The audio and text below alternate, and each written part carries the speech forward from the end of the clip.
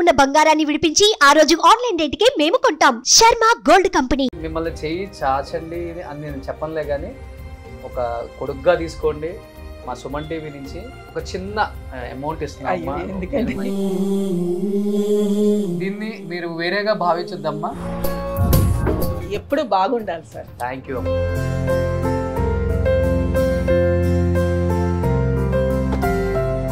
Hi, hello, welcome to Suman TV. నేను మీ Roshan. So present నేను ఒక లెజెండరీ యాక్టర్ ఇంటి దగ్గర వచ్చాను అనమాట. Is none other than great actor Kathi Kantharao గారు.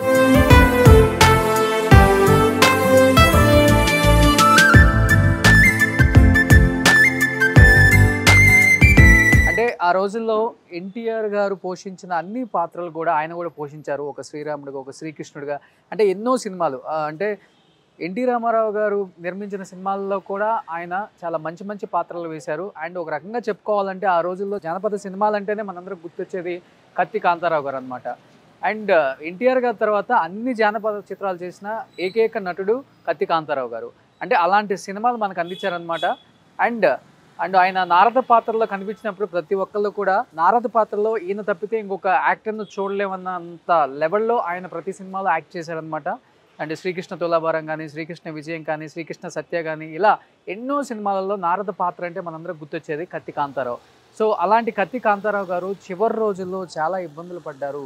అండ్ ఈవెన్ ఫుడ్కి కూడా ఇబ్బంది పడ్డారు. అండ్ 80 సంవత్సరాల వయసులో కూడా 500 రూపాయలు యాక్ట్ చేస్తే వచ్చే సీరియల్స్లో నటించి కుటుంబాన్ని పోషించే స్థాయికి వెళ్ళారు. అంటే దాదాపు 600 ఎకరాల పొలం ఉంది, ఎన్నో కోటలు ఉన్నాయి, ప్యాలెస్ లాంటి ఇల్లులు ఉన్నాయి, కావాల్సినంత డబ్బు ఉంది. కానీ ఎందుకు అంటే కొన్ని సినిమాలు నిర్మించడం వల్ల ఆయన మొత్తం పూర్తిగా లాస్ అయిపోయి కుటుంబాన్ని కూడా పోషించలేని స్థాయికి వెళ్ళారు. ఈరోజు నేను కాంతారావు గారు ఇంటి దగ్గరికి వచ్చాను అనమాట. నిజంగా చెప్పాలంటే ఇల్లు చూడగానే నాకు కూడా చాలా అంటే చాలా భారం అనిపించింది నా హృదయం కూడా. అంటే ఎలాంటి రాజసం లాంటి ఒక లైఫ్ అనుభవించారు, కోటల లాంటి ప్యాలెస్లో ఉన్నారు, చివరికి ఇక్కడ ఉంటున్నారు వాళ్ళ కూతురు సుశీలారావు గారు. ఒకసారి ఆమెతో మాట్లాడే ప్రయత్నం అయితే చేద్దాం మనం.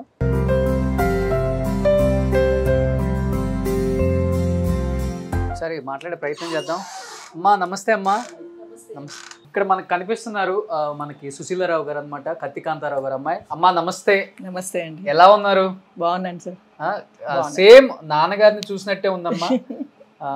నాన్నగారి పోలికలు అలా పుణికిపుచ్చుకున్నారు, నాన్నగారి వారసత్వం పుణికిపుచ్చుకున్నారు. ఒకసారి నాన్నగారిని చూస్తుంటే ఆయన సినిమాలే గుర్తొస్తాయి మనందరికీ. కొన్ని వందల సినిమాలలో ఎన్నో క్యారెక్టర్స్ చేశారనమాట కత్తి కాంతారావు గారు. అంటే ఆయనలాగా కత్తి తిప్పే వీరుడు, ఆయనలాగా కత్తి తిప్పే యాక్టర్ని కూడా ఇప్పటి వరకు మనం చూడలేదంటే చూడండి. ఇప్పుడు ఎన్నో తరాలు మారినప్పటికి కూడా ఈ రోజుకి కూడా ఆయన సినిమా చూసినా, ఆయన ఫోటో చూసినా కానీ ఆయన యాక్టింగ్ గుర్తొస్తుంది మనకి. ఎన్ని మంచి మంచి రోల్స్ ఆయన యాక్ట్ చేశారు. అమ్మా ఇది ఏంటమ్మా నాన్నగారు ఎప్పుడు ఫోటో? ఇది ఏ సినిమాలోదోనండి, ఎప్పటి నుంచో ఉంది నాన్నగారి దగ్గర, నేను తెచ్చుకున్నాను. అది వచ్చి మా ఫ్యామిలీ ఫోటో అనమాట. మొత్తం ఫ్యామిలీ? ఫ్యామిలీ. మా పెద్దన్నయ్య, మదర్, ఫాదర్, మా పెద్దన్నయ్య, రెండో అన్నయ్య, మధ్యలో నేను, తర్వాత మూడో తమ్ముడు, ఆఖరి తమ్ముడు. మూడో వాడు ఉన్నాడు చూడండి, వాడు సుడిగుండాల సినిమాలో యాక్ట్ చేశాడు. నాగేశ్వరరావు కొడుకు లాగా యాక్ట్ చేశాడు, చిన్నపిల్లాడు, సుడిగుండాలు. ఇప్పుడు ఏం చేస్తున్నారమ్మా అందరూ?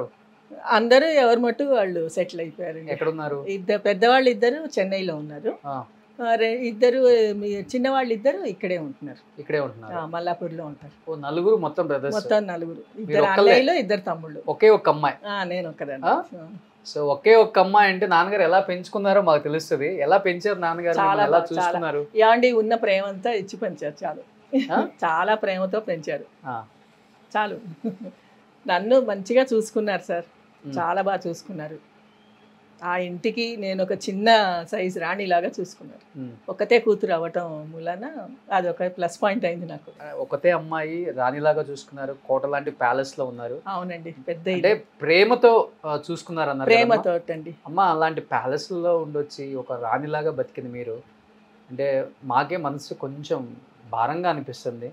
ఈరోజు ఒక చిన్న గదిలోకి షిఫ్ట్ అవ్వాల్సి వచ్చింది కదా. అంటే టైం అండి, ఏదైనా ఎన్ని రోజులు పట్టింది ఆ బాధ?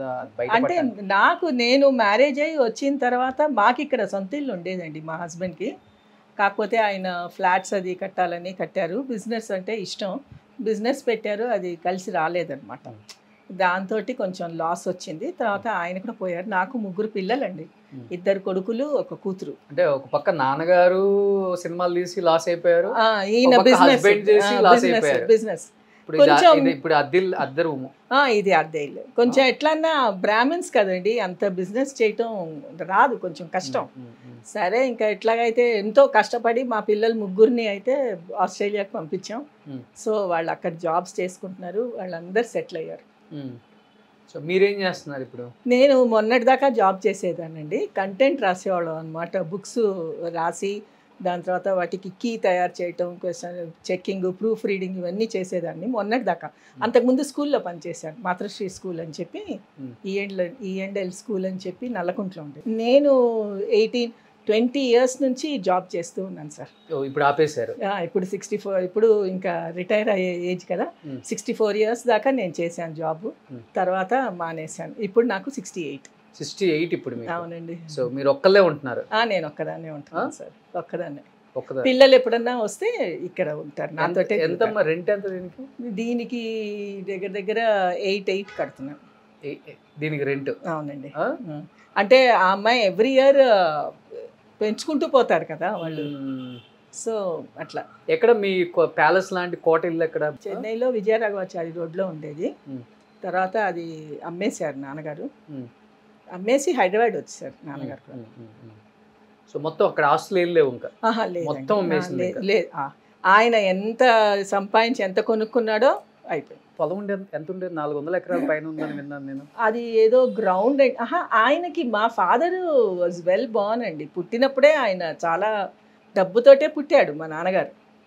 400 ఎకరాల దాకా? 400 ఎకరాలండి. గుడిబండ అని చెప్పి కోదాడి దగ్గర, తెలంగాణ. ఆ ఊరికి మా నాన్నగారు దొర. 400 ఎకరాలంటే చూసుకోండి, మంచి దీంతో ఇచ్చాడు. ఫ్యామిలీ చిన్నదండి. మా నాన్నగారు ఒక్కరే కొడుకు మా బామ్మగారికి. మా మదర్ కూడా ఒక్కతే కూతురు మా అమ్మమ్మకి అనమాట. సో మా నాన్నగారు ఇష్టపడి కొంచెం ప్రేమించి పెళ్లి చేసుకున్నారు మా మదర్ని. Okay okay. అమ్మ ఎప్పుడు చనిపోయారు? అమ్మ 3 years అయిందండి. February 4th పోయారు. February 4th పోయారు. సో ఇక్కడే హైదరాబాద్లో మల్లాపూర్ ఇంట్లో పోయారు. Okay okay. సో ఇప్పుడు జాబ్ ఎప్పుడు మానేశారమ్మా? నేను జాబ్ మానేసి కూడా 1.5 year అయింది. 1.5 year. టైం పాస్ అవుతుందా మరి? అదే ఇదిగో పుస్తకాలు వర్క్ చేసుకుంటూ కూర్చుంటాను. ఓకే. సో అదే టైం పాస్. సుశీల గారు, మీరు చాలా పెద్ద మనసు. నాన్నగారు కూడా మిమ్మల్ని అలానే పెంచారు, మోరల్స్ ఎథిక్స్తో పెంచారు. అవును సార్. అంటే ఎప్పుడు కూడా చెయ్యి దాచుకుండానే పెంచారు. నాన్నగారు కూడా ఆయన ఎప్పుడు లేదండి, ఇబ్బంది పడుతున్నప్పుడు కూడా క్యారెక్టర్స్ కూడా చేసుకుంటూ ఏదో వచ్చిన దాంతో ఫ్యామిలీని గడిపారు. కానీ ఏమంటే ఇంకొకటి చెప్తాను, మా ఫాదర్ ఎప్పుడు ఏ ప్రొడ్యూసర్ దగ్గరికి వెళ్ళి నాకు వేషం ఇవ్వండి అని ఒక్క రోజు కూడా అడగగా మాకు తెలియదండి. అసలు ఎన్నడూ అడగలేదండి. వస్తే వేసేవారు అంతే. ఆయన కోరిక చచ్చిపోయేంత వరకు నేను యాక్ట్ చేయాలి అంతే, నాకు ఇది తప్ప ఇంకా వేరే తెలియదమ్మా అనేవారు. అట్లాగే చేశారండి ఆయన. మిమ్మల్ని చెయ్యి చాచండి అని నేను చెప్పనులే, కానీ ఒక కొడుగ్గా తీసుకోండి. మా సుమన్ టీవీ నుంచి కాంతారావు గారి మీద ఉన్న ప్రేమతో, మీ మీద ఉన్న ప్రేమతో సో ఒక చిన్న అమౌంట్ ఇస్తున్నాం. మంచిగా బాగుండాలని కోరుకుంటున్నాం. సుమన్ టీవీ ఎప్పుడు కూడా పాత ఆర్టిస్టుల కుటుంబాలని కూడా ప్రతి ఒక్కరిని పలకరించింది, మాట్లాడింది. వాళ్ళు ఎలాంటి పొజిషన్లో ఉన్నారో తెలుసుకున్నారు. మంచి పొజిషన్లో ఉంటే హ్యాపీగా ఉంటాం. వాళ్ళు కొంచెం పొజిషన్ బాగాలేకపోయినా కానీ 10 మందికి హెల్ప్ చేసుకుంటూ వచ్చింది సుమన్ టీవీ ఇప్పటి వరకు కూడా. అండ్ మీకు పెద్ద అమౌంట్ కాకపోయినప్పటికి కూడా, అంటే మీకు అంటే ఇప్పుడు జాబ్ కూడా చేయట్లేదు కాబట్టి నా సైడ్ నుంచి, మా సుమన్ టీవీ నుంచి దీన్ని మీరు వేరేగా భావించొద్దమ్మా. హ్యాపీగా నా కుటుంబం ఇచ్చింది అనుకోని మంచిగా చీరలు కొనుక్కోండి. అయ్యో, నవ్వుతూ హ్యాపీగా ఉండాలని ఇది చేస్తున్నానమ్మా నేను. Thank you so much sir. నేను చూస్తూ ఉంటాను మీది. మీరు ఈ మధ్య కృష్ణవేణి గారిని అనుకుంటాను కదా, నేను చూశాను, నా ఫోన్లో వస్తూ ఉంటుంది. ఎంతో మంది చాలా మంచి ఇది చేస్తున్నారు సార్. మీరు మాత్రం మీకు ఎప్పుడు దేవుడి బ్లెస్సింగ్స్ ఉంటుంది తప్పకుండా. మాది కాదండి, ముఖ్యంగా మనకు కావాల్సింది పైన ఆ దేవుడు బ్లెస్సింగ్స్ చాలా అవసరం. మనుషులు ఏముందండి, మనం ఈరోజు మంచిగా ఉంటే బాగుండు బాబు అంటారు. వాళ్ళకి వాళ్ళు ఏదైనా అడిగా అనుకోండి, చేయలేదనుకోండి లోపల తిట్టుకుంటారు. బాగా ఉండు అన్నది వెళ్ళిపోతుంది ఇంకా. సో ఎప్పుడు బాగుండాలి సార్. థ్యాంక్ యూ అమ్మా, థ్యాంక్ యూ సో మచ్. మీరు కూడా హ్యాపీగా ఉండండి అమ్మా. ఏ అవసరం ఉన్నా ఫోన్ చేయండి. తప్పకుండా సార్. మీ బిడ్డలకి ఎలా చేస్తారో అలానే అనుకొని చేయండి హైదరాబాద్లో. తప్పకుండా. ఎందుకంటే అంత మహానుభావుడు, అంత పెద్ద యాక్టరు, ఆయనలాగా యాక్ట్ చేసే యాక్టర్స్ని ఇప్పుడు వరకు మనం నారదుడి పాత్రలో చూడలేకపోతున్నాం. సో అలా యాక్ట్ చేశారు ఆయన. మాకు కూడా చాలా గర్వంగా ఉంటుందండి. అవును, నేను ఆస్ట్రేలియాకి వెళ్ళినప్పుడు అక్కడ ఆయన ఫ్యాన్స్ ఉన్నారు. కత్తి తిప్పితే మాత్రం అది ఒక్క కాంతారావు గారేనండి అని వాళ్ళు చెప్తుంటే నాకు ఒళ్ళంతా ఒక రకంగా అయిపోయిందండి. ఆయన అంతా. ఆ తర్వాత లవకుశలో లక్ష్మణుడు అంటే నిజంగా లక్ష్మణుడిని, రాముడిని, సీతను చూసినట్టే ఉన్నారండి. అంజలిదేవి గారి సీత. చాలా అసలు దానికి కూడా చాలా పెద్ద యుద్ధం అయిందంట కదా ఆయన తీసేయమని పుల్లయ్య గారి మధ్యలో. అంటే మా ఫాదర్ కి లేదు, ఆయనకి జాండీస్ వచ్చిందండి మా ఫాదర్ కి. సినిమా అప్పుడు జాండీస్ వస్తే బాగా మనిషి చిక్కిపోయారు, సన్నగా అయిపోయారు. అయిపోతే వాళ్ళు ఏం చేశారంటే శత్రుఘ్నుడో ఏదో పాత్రకి షిఫ్ట్ చేద్దామని చేశారు. మా ఫాదర్ రామారావు గారితో పోయి చెప్పారనమాట, అన్నయ్య ఇట్లా చేద్దాం అనుకుంటున్నారు, అట్లా ఎట్లా చేస్తారు అనేసి రామారావు గారు సలహా ఇచ్చారు నాన్నగారికి. నువ్వు ఒళ్ళు చెయ్యాలి అంటే మంచిగా బియర్ తాగితే ఒళ్ళు వస్తుంది, పోయిన ఒళ్ళు వస్తుంది, మంచిగా సెట్ అవుతుంది. వెంటనే ఆయనతో రామారావు గారు మాట్లాడారు ప్రొడ్యూసర్తో. ఎవరికైతే ఏ క్యారెక్టర్స్ వేయించాలనుకుంటున్నారో వాళ్ళ చేతే ఆ క్యారెక్టర్స్ వేయించండి, ఆర్టిస్ట్ని ఎప్పుడు డీక్రియేట్ చేయొద్దు మీరు అని చెప్పి ఆయన బలవంతం మీద నాన్నగారికి లక్ష్మణుడు పాత్ర నాన్నగారికే ఇప్పించారు అనమాట. Okay, super. So time pass అవుతుంటుంది, నాన్నగారు పాత సినిమాలు చూస్తుంటారు. ఎప్పుడైతే చిన్న కుటుంబం అంటే ఎంత హ్యాపీ అంటే ఇప్పుడు అర్థం అవుతుంది. బట్ బోర్ కొడుతుందా మీకు ఇక్కడ? అంతా బోరే తెలిసిన వాళ్ళేనా ఇక్కడ? ఉన్నారు, మంచి వాళ్ళేనండి, చుట్టుపక్కల అందరూ మంచి. కాంతారావు గారు అమ్మాయి అంటే ఒక గౌరవం ఉంటుంది. ఉంది. నేను ఎక్కువ చెప్పను సార్ నేను ఎవరు అని, కానీ ఇంట్లోకి వచ్చిన వాళ్ళకి అర్థమైపోయింది. లోపలికి వస్తేనే తెలుస్తుంది, కానీ నేను ఎవరు అని చెప్పను. ఎందుకంటే చెప్పి ఇప్పుడు మెచ్చుకునే వాళ్ళు పర్వాలేదండి, లేకపోతే క్రిటిసిజం అన్నది ఎక్కువ, అది నాకు ఇష్టం ఉండదు. ఏమండి ఆయన పోయిన తర్వాత ఆయన లెజెండ్గానే పోయాడు, ఆ పేరు ఆయనకి ఎప్పటికీ మిగిలిపోవాలండి. మా వల్ల పేరు చెడిపోకూడదండి పిల్లల వల్ల, నేను ఎప్పుడు అదే అనుకుంటారు. ఆయన మాకు జన్మనిచ్చాడు, ఆయన పేరుని చెడగొట్టకూడదు. అంతే అంతే, మేము అంతే. As long as he is there in the great అమ్మా. మీరు ఇప్పుడు వరకు జాబ్ చేస్తూ మీ పోషన్ మీరే చూసుకుంటున్నారంటే చాలా బెటర్. పిల్లలు సపోర్ట్ చేస్తారండి పాపం, ఏ మాట కామాట పిల్లలు కూడా సపోర్ట్ చేస్తారు. మా పాప అడ్లైడ్లో ఉంటుంది. సూపర్. నాకు కూడా 3 మనవరాళ్ళు, 1 మనవడు. ఇంకా వెళ్ళి వస్తూ ఉంటాను అంతే. ఇలానే హ్యాపీగా ఉండండి అమ్మా. Okay sir. సో మిమ్మల్ని కలిసి చాలా హ్యాపీగా ఉంది నాకు. Thank you so much, very nice. మీరు వచ్చినందుకే చాలా సంతోషం. థ్యాంక్ యూ అమ్మా, థ్యాంక్ యూ సో మచ్ అమ్మా. నమస్తే సార్. చాలా ఇది నాన్న అమ్మ ఎంగ్లో ఉన్నప్పుడా? అవునండి, ఇటువైపు అంత పచ్చళ్ళు ఉంటాయి.